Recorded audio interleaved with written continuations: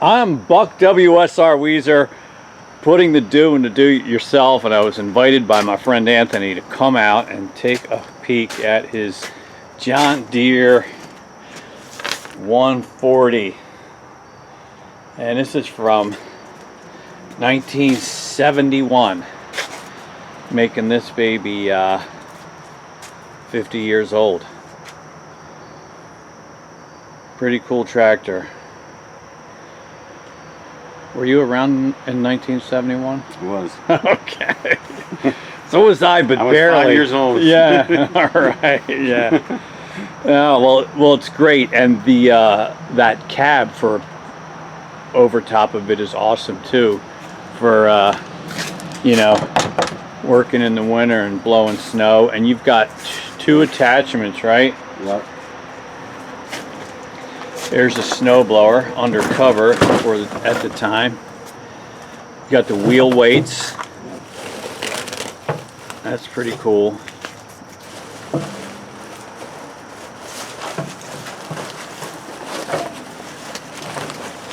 Yeah.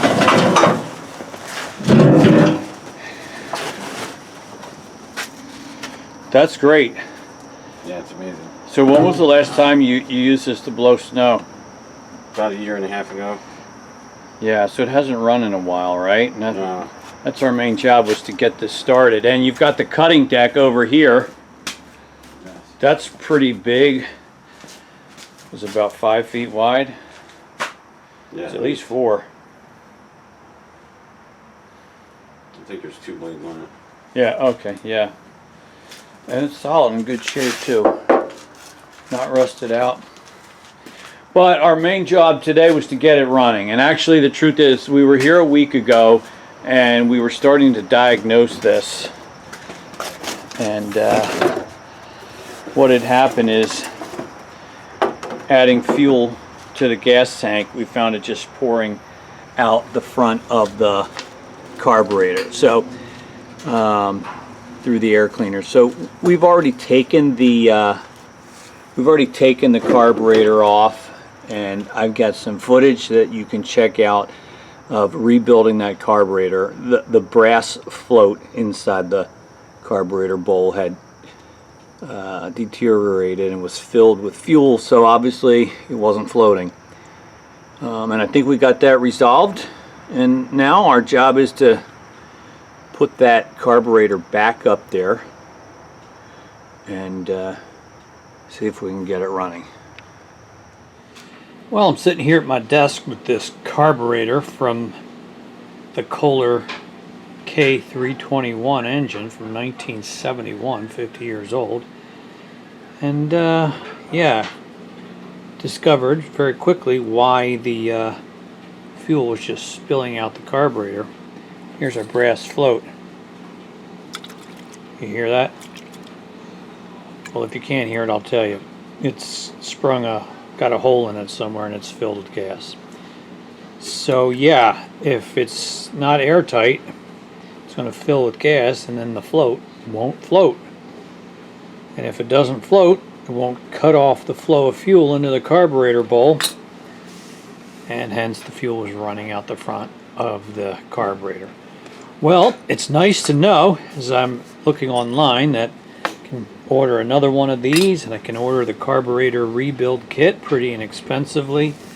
And I'm going to go ahead and do that so we can rebuild this guy with a new float and gaskets. And I'm going to take it apart, I'm going to clean it up, I'm going to put it in my ultrasonic cleaner, and then we'll be able to rebuild it. But yep, here's your problem right there.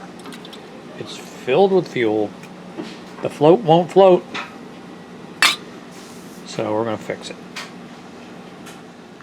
Okay, so let's do the carburetor rebuild. It's been a few minutes today in the ultrasonic cleaner, and I've blown it out with shop air and taken it apart. Some of the parts will be reused, some will be replaced, but he's looking really good right here, so I'll let you take a look over my shoulder as we put it together. First of all, the biggest problem here, as you might recall, was the float had developed a hole and filled with gas, so we needed the float kit. Got a new float. Here's the part number. That's the Kohler original equipment part number for the float.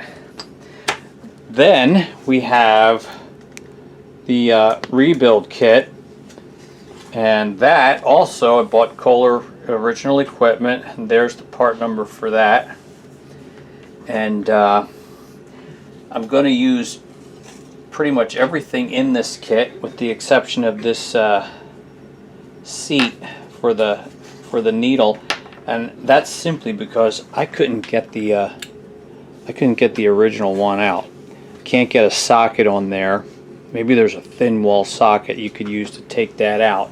I wasn't able to get it out, so I'm not really worried about that. But we got the new needle, new bowl, and we're going to put it together. So let's take the let's start with this main jet emulsion tube that screws up through the main nozzle at the bottom of the base of the carburetor, and he's all cleaned out.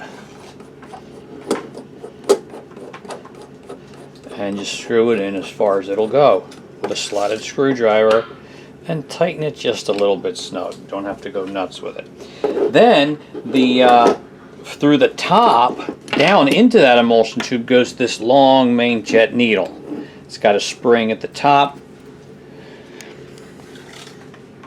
and I'll give you a better look here.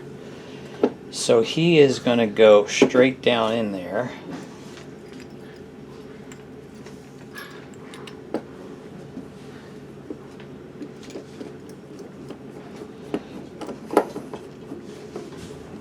He also has a spring.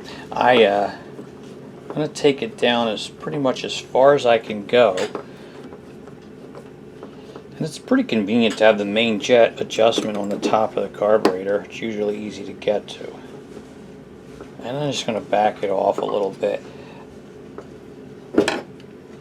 You can look down in there and see the needle just barely poking through. And this, of course, is adjustable. If you're not getting enough fuel, you can open it up a little, and it's nice to be able to do that right on top of the carburetor once the engine's running. Alright, so the low speed jet will go in here. He threads in. Also, he's got a spring.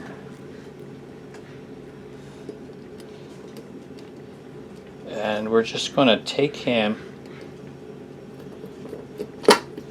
all the way down, and then I'm going to back it off one full turn. So I'm going all the way down till it stops. Right there. 1/2, one full turn. And that too is adjustable, but that's a good benchmark, one full turn out. Alright, so that's cool. I like that. Okay, let's put in the needle seat and the needle, I should say. We're using the seat and the new float. It's a rubber tipped needle. We're going to drop him right in. Unlike some setups, this needle does not hang from the base of the float. It just sits in there. Alright, so now we put on our brand new float and install the new pin. I don't know why they give you a new pin in a carb kit. Wouldn't think the other one would really be a wear out kind of item, but maybe it is. Alright, it's a little bit delicate.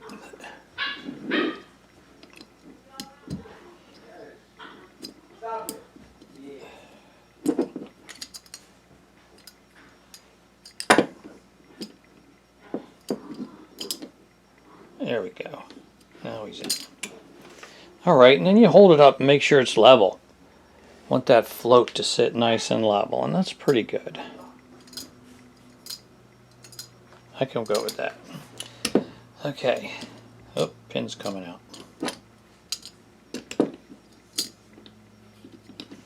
Still good. Alright, let's put the bowl on. First the bowl gasket, and it fits in that groove real nice. And then this rubber gasket on top of that. Like that.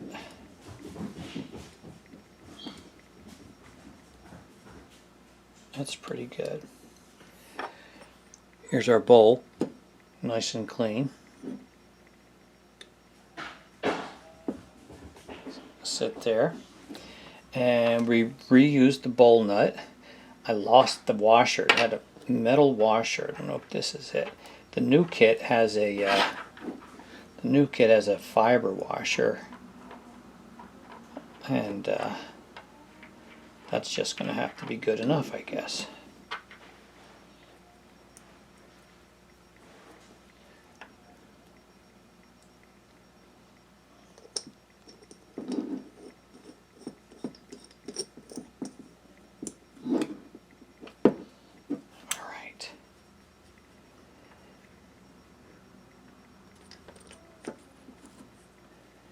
All right, that's great. I got to tighten that down with a 1/2-inch wrench, which I don't have here immediately, but I will remember to do that.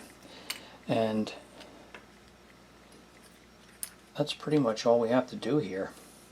I got a new gasket for the where the carburetor bolts up to the engine block. That guy right there, we'll be using him when we get back to the tractor.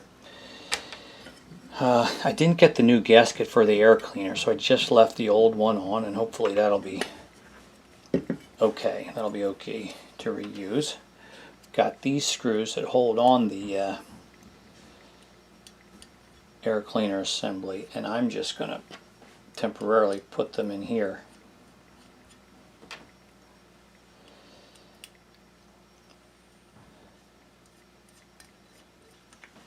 And there we go. So there isn't really anything left to do here on the workbench. We got to get back to the tractor and install it back on the engine, and we'll be ready to fire it up. Okay, so we've got a rebuilt carburetor with a new float, new needle, and all that jazz, as you already have seen. And we're going to try to put it up here. The reverse of taking it down, except that was a week ago. You got to make sure we remember what we did a week ago. Alright, so this is a new gasket here for the carburetor, and I'm going to start this guy.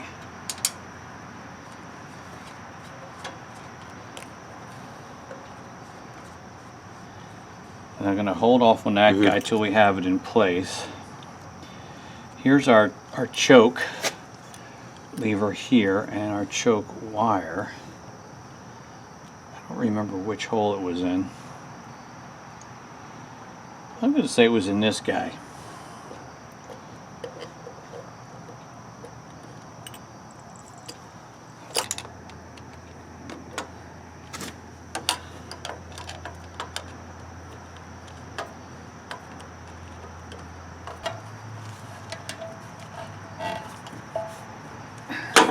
That's good.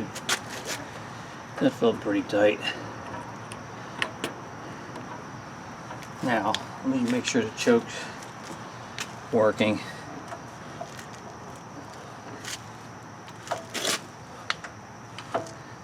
I could stand for it to close a little tighter.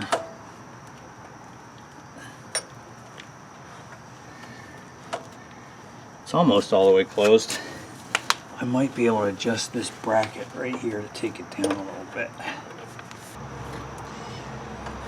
Alright, I like how that closes better. It wasn't closing all the way before. Alright, so our choke is good. We're bolted up. Now we can connect our throttle linkage here at the top.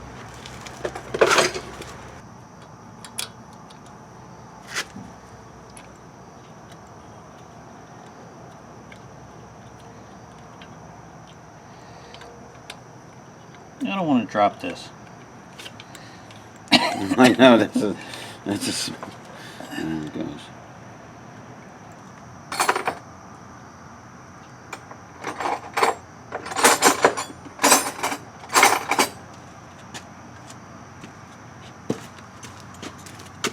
Is it a 3/8?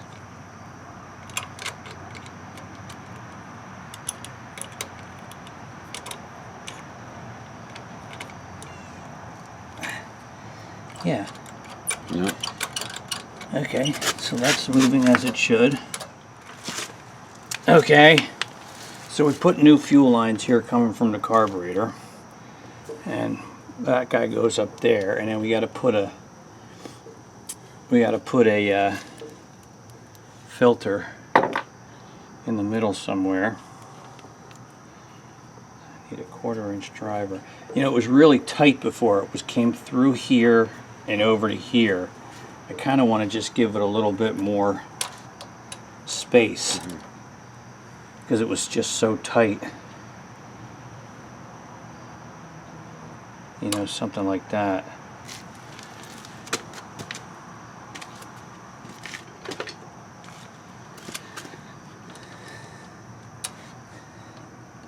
And this is gravity fed, you know, so the tank sits higher than the carburetor, so you don't need a pump. It's just fed by gravity, which is also the reason that it all leaked out when the float failed.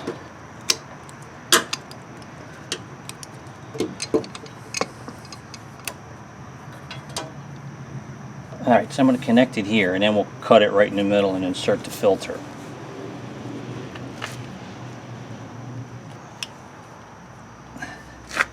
We'll give that a try. And so, alright, so our carburetor's back up. We won't put the air cleaner on quite yet because we can fire it up without that and adjust our jets if we feel like we need to. So I think we're ready to open the petcock at the base of the fuel tank. Still have some fuel in there. I see our filter filling up. Yes. There's some in there. Is that enough? Probably should add it a little more. Okay.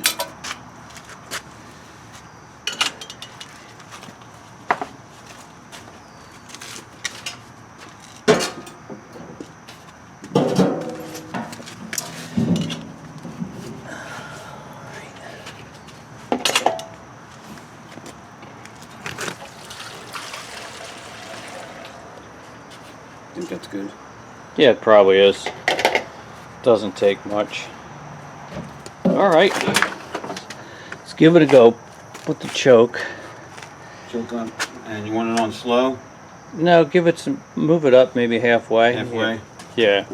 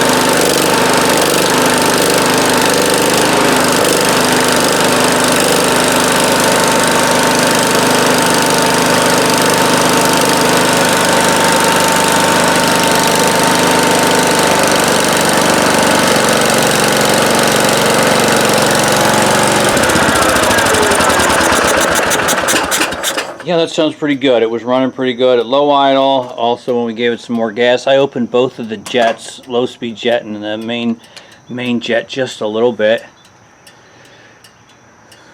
But other than that, it was awesome. That was great. Yeah, it'll run as long as it starts and it runs. I mean, we can. That's great. That makes me happy. We'll put the. That's amazing. That makes me really happy.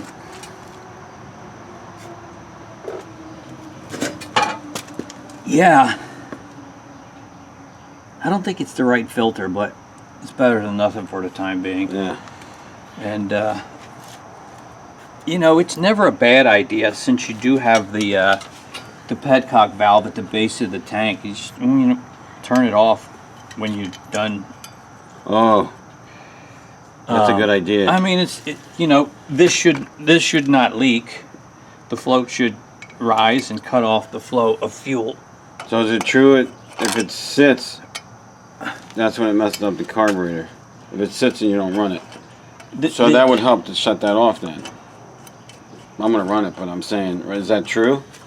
It should be fine, even if you leave that thing wide open. Okay. That float was what, 50 years old, so it developed a hole and went bad. I don't.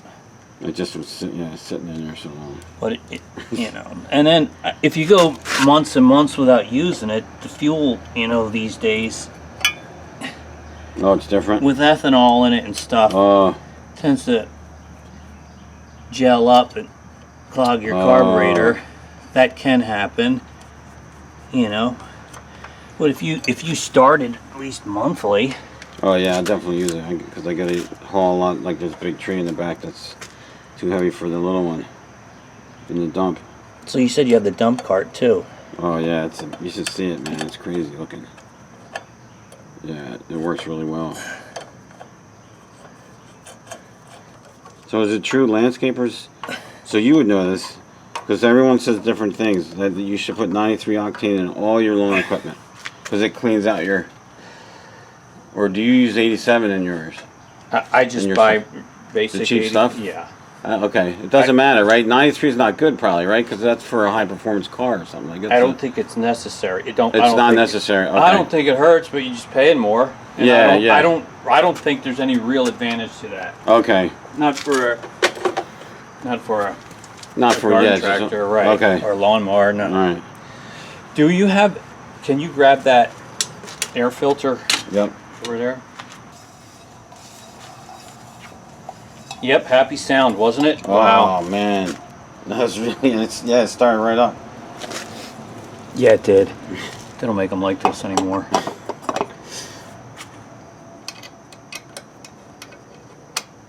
I was hoping after I spent like $700 on it. So where did you get this again? So this guy had about 10 acres. I think it was in Riverside, and Allison's boss, he died, and his estate was going to be up for sale. And he had that, he had this, he had that, with all the attachments. He had this leaf thing, and the dump. And he said, "You guys want it?" And we said, "Yeah. How much? Let's give you some money for this. This is like really good equipment." And he's like, "No, don't worry about it." And then that's when I took this because it wouldn't start to steel to get them to fix it. Wow, you scored big with that. They did a good job. Yeah. Why don't we put the hood on and all right, take it for a ride?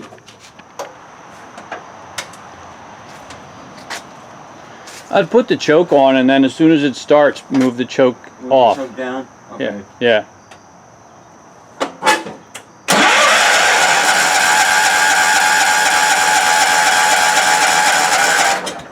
All right, put the choke down now.